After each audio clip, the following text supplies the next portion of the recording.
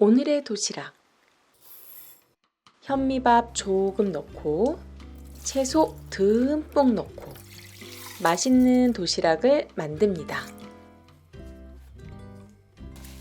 시금치 듬뿍 넣은 김밥 만들기.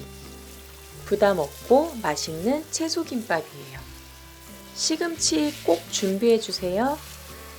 깨끗이 씻은 후 시금치 뿌리는 잘라줄게요.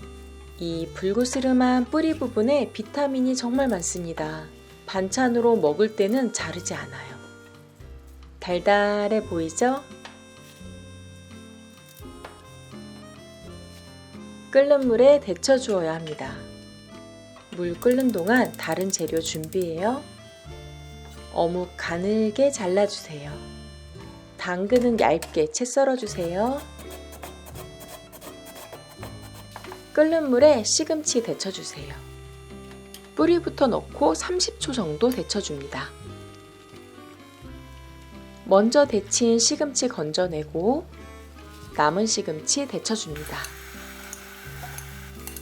찬물에 빨리 헹궈주세요.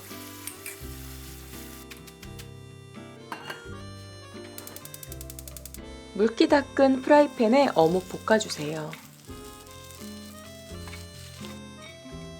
당근도 볶아줍니다. 소금 한 꼬집 정도 넣고 볶아줍니다. 물기 빠진 시금치는 물기를 꽉 짜주세요. 두 손으로 꽉 짜주세요. 뭉쳐진 시금치를 털어주고 소금 조금 그리고 골고루 섞어주세요. 달걀이 빠질 수 없죠.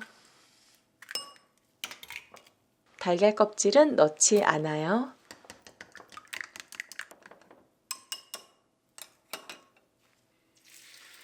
달걀 4개 붙여줍니다.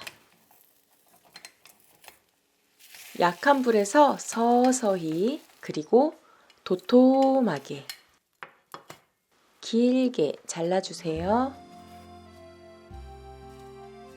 단무지는 조금만 넣을게요.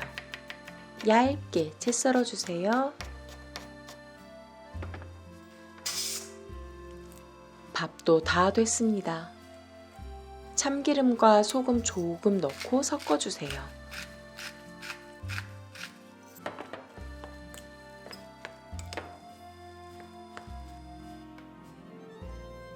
이제 김밥을 말아봅니다. 현미밥 1숟가락, 김밥용 김 위에 골고루 펼쳐주세요. 준비된 재료를 듬뿍 올려줍니다. 단무지와 어묵은 조금만, 시금치와 당근은 많이, 돌돌 꾹 말아주세요. 혼자만 먹으면 맛없으니까 몇 개 더 만들어요. 네모난 김밥도 만들 겁니다. 김 한 장 반으로 자르고 사각틀 올려주세요. 밥 반 숟가락 펼쳐줍니다. 준비된 재료를 올려주세요.